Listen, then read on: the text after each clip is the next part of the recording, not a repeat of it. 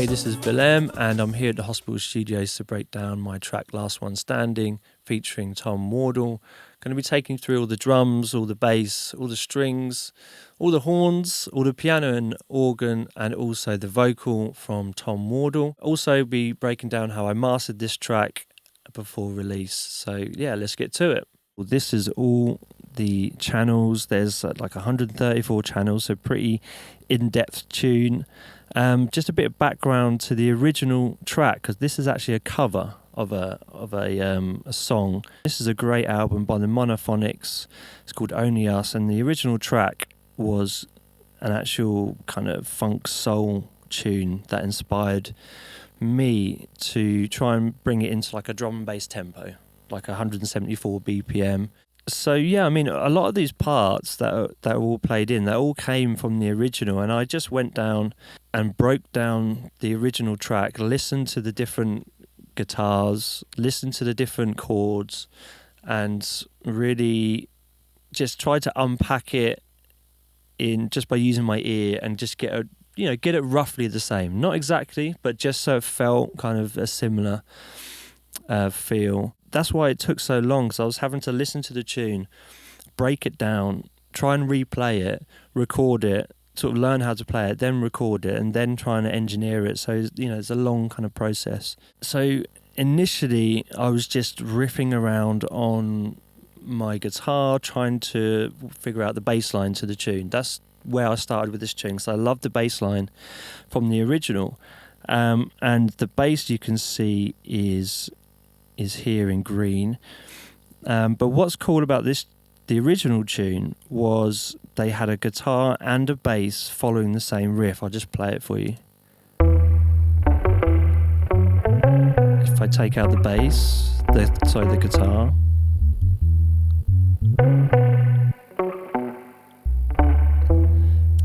I love the sound of bass and kind of guitar following exactly the same. It's like a Motown thing. You hear it in dub and reggae a lot as well. That's what really drew me to this tune. So I began learning how to write this bass riff, just learnt it at the original tempo, and then began trying to make it faster and faster and faster, and had just a simple classic drum and bass beat just to jam along to, which you can see up here. Which I'll dig into in a minute. So yeah, that's the inspiration. So it came from a different genre, and I wanted to recreate that tune into like 174 BPM. Rather than maybe sampling the track and making a bootleg that way, I wanted to recreate all the different elements within the original and try and see which ones worked at a drum and bass tempo.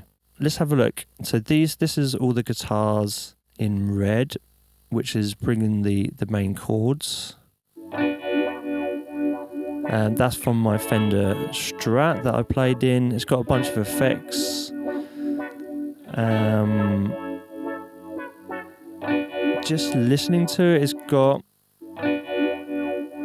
got some of my pedals that I have, my outboard pedals that was from the guitar going to the pedals to give it that kind of shimmery kind of sound, and some more effects here, which is potentially just a Logic preset called Studio Reissue,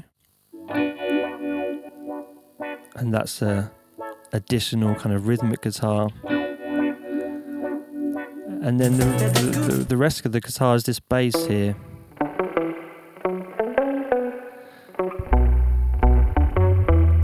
Again, that's from my Fender Strat played in. I wish I was a bit of a better guitar player, but to be honest, I end up having to chop. You can see all these little chops, and shift it about and make it more in time, because it's quite hard to get it absolutely bang on in time, and drum and bass wants to be pretty tight. And this is the bass, which is from my dad's Gibson EBO bass. And just running some compression.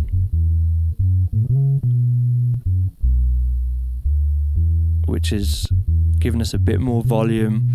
It's squishing the dynamics a bit, and it's bringing up the tail end of the bass notes, so it gets like a fuller, longer sound. So it's not dying away so quick. So these are the drums. It was really all based around this classic beat called the hot pants. That was the kind of guide drums that I had running along when I was just riffing on the bass to try and get the main riff down. If you can see, don't know if you can see, but there's kind of the quantize, and all the hits are kind of way off grid. And I was thinking, for like a musical funk soul tune that I had in my head that I want to recreate in a drum bass tempo, I thought maybe let's just leave the drums looser than I normally would to try and have that live element to it, which it sounds nice but actually caused all kinds of issues later on when I was writing the track. It's kind of much easier to have it all snapped into tempo, and then you can just quantize everything and it all sounds tight. So that was the main bulk of the drums, and you've got some different layers going on. This is what I call the Sandman. That's really high pass. It's bringing the kind of the 16th kind of energy. That was a break that I'd run through some outboard Mackie desk mixer and just gained the input quite hard. So it had like a distortion and a crunch to it. We've got like a kick drum here. That just brings some weight to the kick. Some bongos.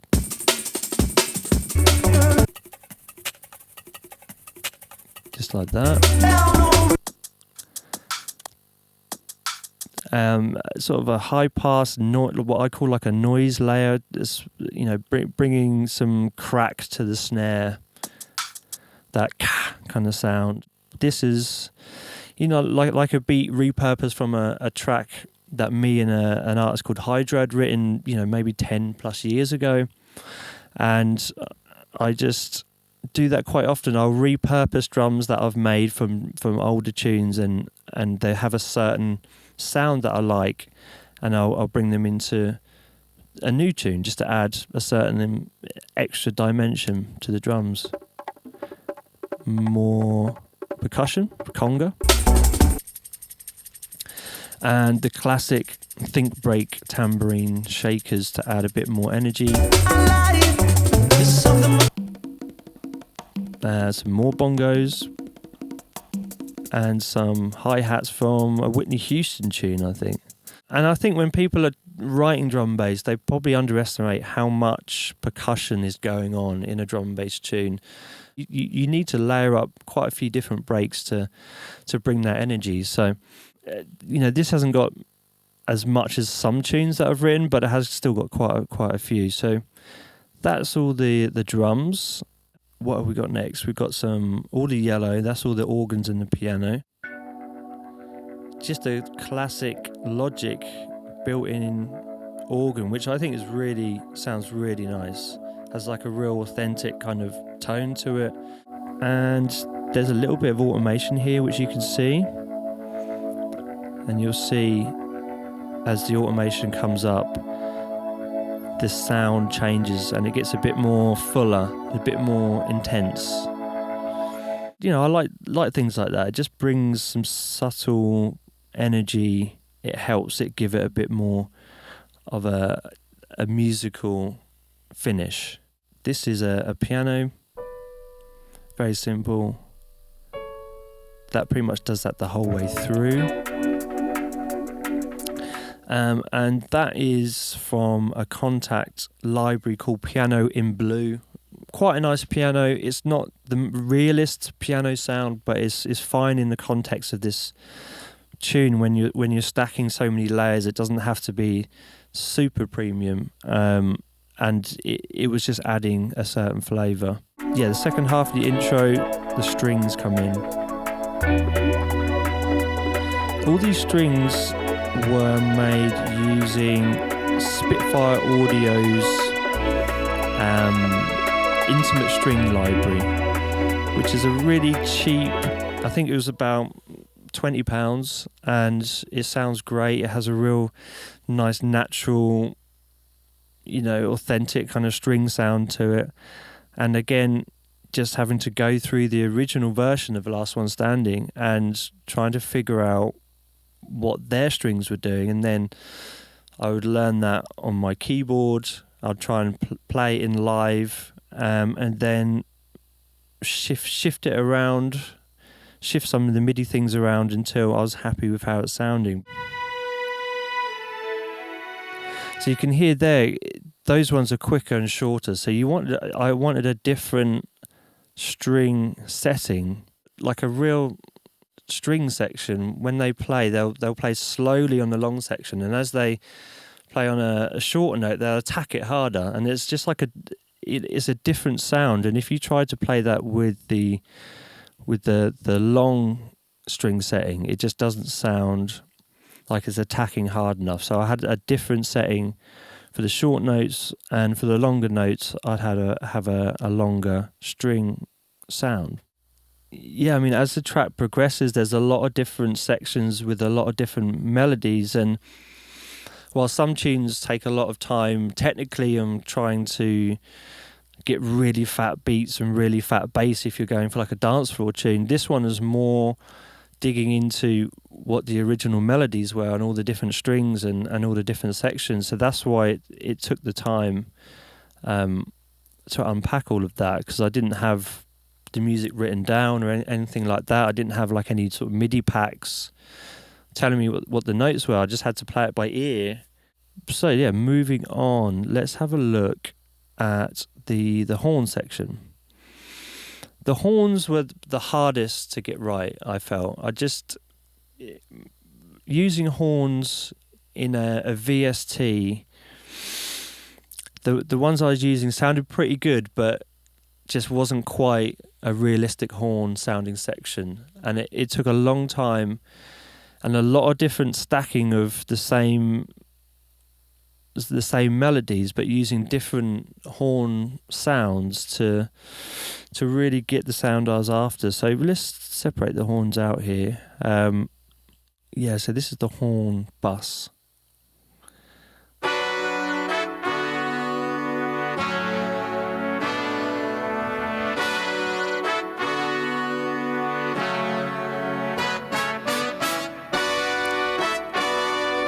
Yeah, so they're all pretty much playing similar riff, but that has like a soft kind of tone to it.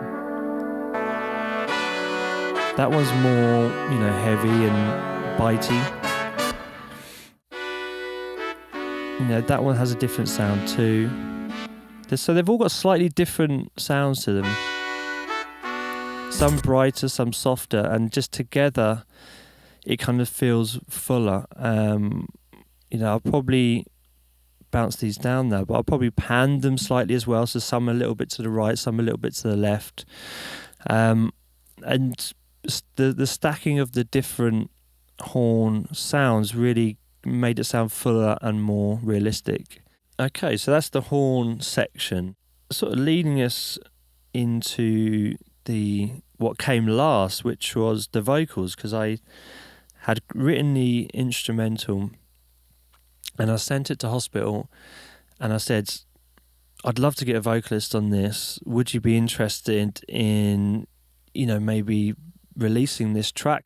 Chris loved it straight away. Chris Goss, who, he's the head honcho here, he really liked it and encouraged me to finish it off. So I went looking for a vocalist, and after kind of hunting around on Instagram, also a website called Fiverr, found Tom Wardle on Fiverr and approached him, and he was really keen on the track, and I really liked Tom's vocal tone.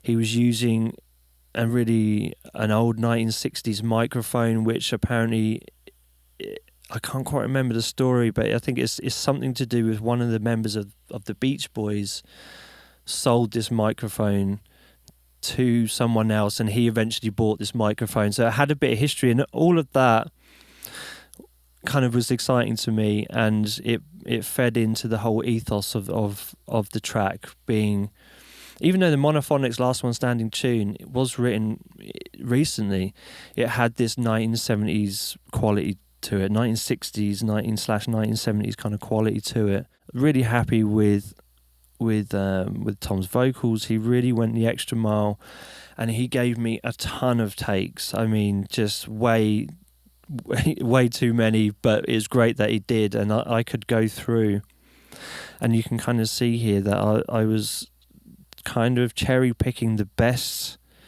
words of all the different takes to try and get the best version of the overall tune.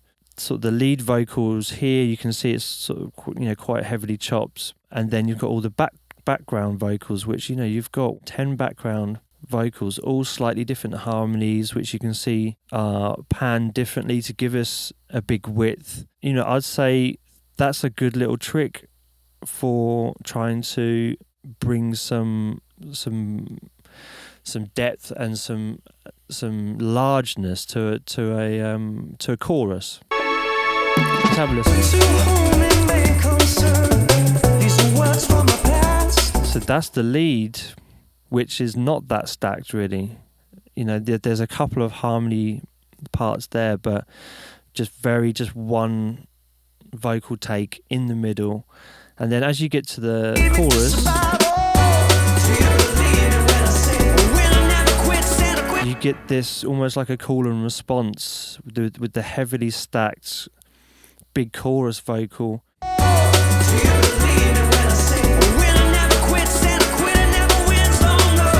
So it goes heavily stacked to lead vocal. That's that call and response idea.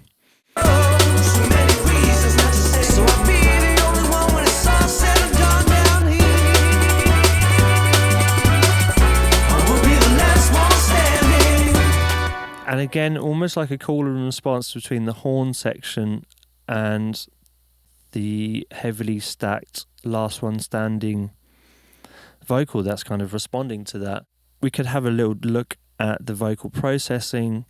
For the lead vocal, we've got the pull tech again. This is giving us a bit of 3K boost by the looks of it, just to bring some presence.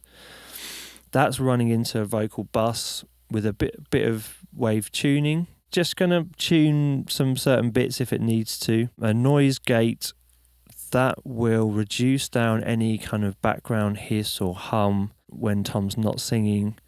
An EQ just to roll off all the unwanted sub kind of frequencies. This LA2A compressor, which is giving us a nice amount of compression. I will be the last one standing. And yeah, it's not compressing a lot, but it's compressing a bit. And then this one's compressing quite a bit more. Let's go to here. To whom it may concern. So that one is compressing much harder, the UAD 1176. I used this kind of stacking quite a lot. A bit of compression, then some more compression on vocals sounds really good. It's almost like a double stacking of compression.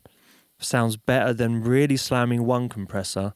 It kind of sounds nicer to compress and then compress again with vocals. This is a de-esser, which is just kind of controlling some of the harsh sibilances.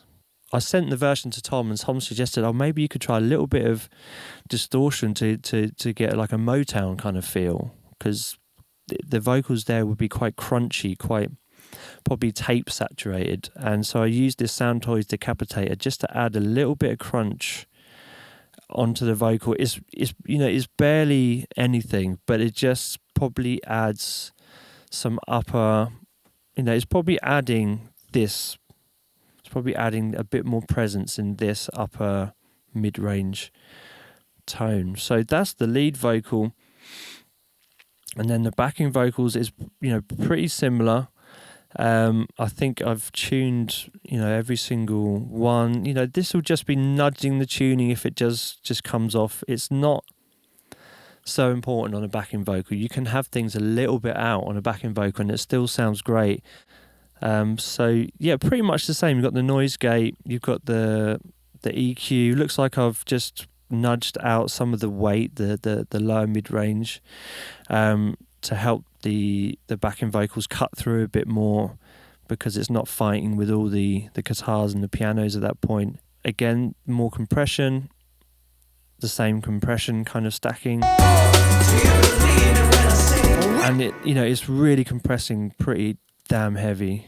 So yeah, Tom, he did a great job with all the vocals, just giving me loads and loads and loads to work with. So, it was a real long kind of tune to write, and I kept coming back to it and chipping away and maybe bouncing down the version, playing it in my car, thinking what could I do to continue to improve it. I'd taken it to a certain point just within this arrange, but because it was getting so dense, had 134 tracks going on, when you've got that many tracks, it gets a bit overwhelming. So basically I bounced down the track into stems. So really I just felt a bit overwhelmed in that other session because there's 135 tracks going, so I bounced it into stems so then I could do some further kind of engineering. So I stemmed out the drums, some EQ with a Manley EQ, which I love this EQ, use it every track, every mastering session I'll use this EQ, and it's boosting the low mids around 270. It's boosting the 1K, which will kind of bring out the snare, sort of upper mid range of the snare. That'll really help the snare kind of cut through. And this little, actually I was going to say I thought it was another 27K idea, but it wasn't. It's just to cut away 8 kilohertz, which is, anyone who's used the Think Tambourine will probably know this, that it can be quite bright sometimes, and this is trying to just tamp down the brightness. There's a bit too much 8K brightness. This is compression on the drums, and it's barely moving, but this compressor just has a nice gelling effect that I really like, and it sounds a bit analog. It rounds off the top end, it makes the lower mids a bit more present, and it might just draw out some of the sub, but then that makes the overall drums a bit more kind of present and up front in the mix. And this is an Air Windows to tape plugin, which is just used to soften the treble again. I was really trying to control the treble, make it nice and soft, make it nice and analog kind of feel. That 70s idea was what I was going for. Let's have a listen. Not too much going on here. It looks like I was taking out the 160 hertz, which is probably conflicting with the kick drum quite a bit, but then boosting the 40 hertz, which is down at the bottom, giving me some warmth. This track space is not on my computer, but it's a great plugin, and it's really just side chaining to the kick drum. So every time the kick drum hits, it pushes down the bass track, but really quickly, and so you wouldn't even notice it, but it just allows the bass track just to duck down a little bit, and then it allows the kick to cut through the mix. This guitar part, nothing done to it. Just sounded good already. Looks like I've done some EQing here. A bit too much 100 hertz and some low mids to thin it out a touch. And what we got here, this is a UAD Manley compressor. Absolutely love this compressor. Looks like it's not really doing much. Horns, looks like I've left as is because they were heavily processed before. The organ as well. The strings, let's have a look. Yeah, a little bit of the Manley compressor just to give a certain more warmth. Vocals, again with that same compression setting.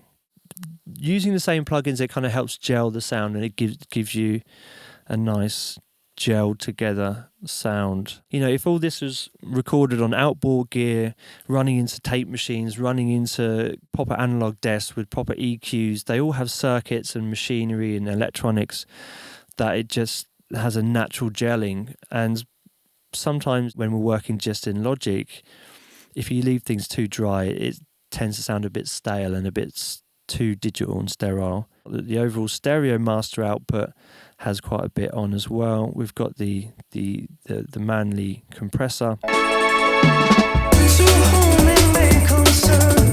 Again, barely moving, but it has a sound to it that I really like. It's maybe if we turn these off, we can hear what's happening. It's giving me a lot of volume, but also it has this nice high pass sidechain and sidechain settings, so that will tell the compressor not to compress, not to react to the sub bass when the sub bass hits the compressor. It's just reacting to a certain cutoff, maybe it's like 100 or 90 hertz or 80 hertz, and just to compress more the top end and not to react so much to the sub, because the sub can make the compressor kind of tamp down on the overall mix and feel a bit grabby sometimes. But sometimes you want that, but sometimes you just want the drums to be more compressed and just to cut through more. So that's why I like this compressor on a master bus. This is the Manley UAD Manley again, boosting quite heavily on the bottom end because I just wanted a bit more warmth in the mix. That was at 47 hertz. This one's at 80 hertz, which is really kind of warming up the kick drum area. This is the UAD Precision Maximizer, which just gives me a certain extra sound.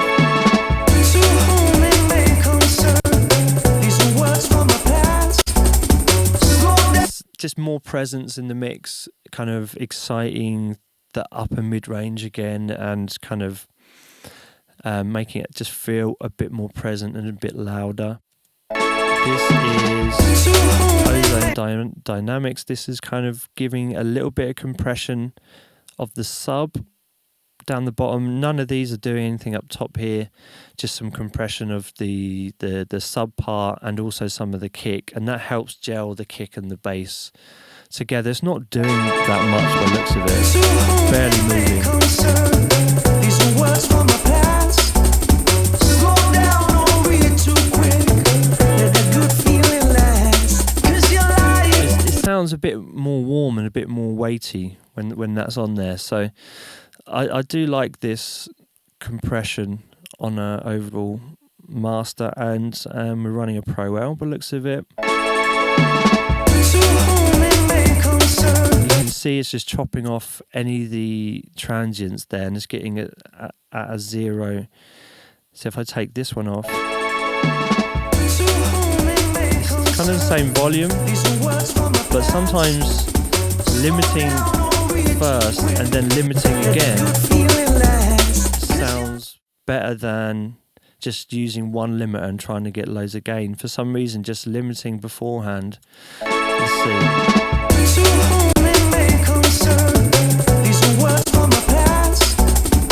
Just sometimes sounds a bit cleaner, and it's not as kind of squished on the one limiter. So yeah, I actually mastered this tune myself, and you know, it was, again, I think it took, we're on version 23 of this tune, so it's, you know, it's a long one, but really happy with the end result.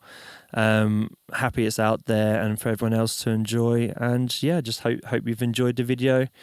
Thank you very much. Cheers.